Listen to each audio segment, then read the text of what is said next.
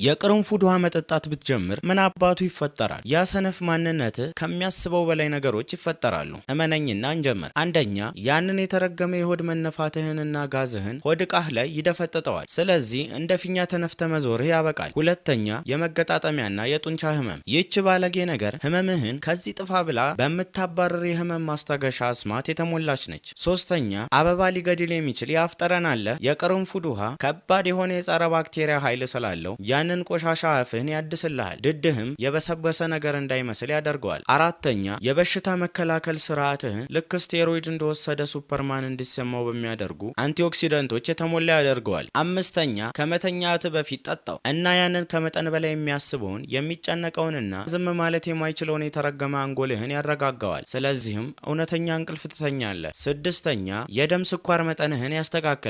ይሄ በተለይ አመጋገብህ 90% ዶናትና ሌላ አሽቃባጭ ነገር ከሆነ በጣም ምርጥ ነው። ሰባተኛ፣ ያንን የማይረባ ሰውነትህን ከመርዝ ያጸደዋል። መርዛማ ነገሮችንና ጥገኛ ተዋሲያንን ጠራርጎ ያስወጣል። ጉበትህም ያን ያህል እንዳይጠላህ ይረዳዋል። ስምንተኛ፣ አክታ አለብህ። የቅርንፉድ ውሃ ያንን ጉድህን ያጸደዋል። ስለዚህም በመጨረሻ እንደ አህያ ሳታናፋ በስርዓት መተንፈስ ትችላለህ። ስለዚህ ማይረባ ሰውነትህ የበለጠ ለማወቅ ዶክተር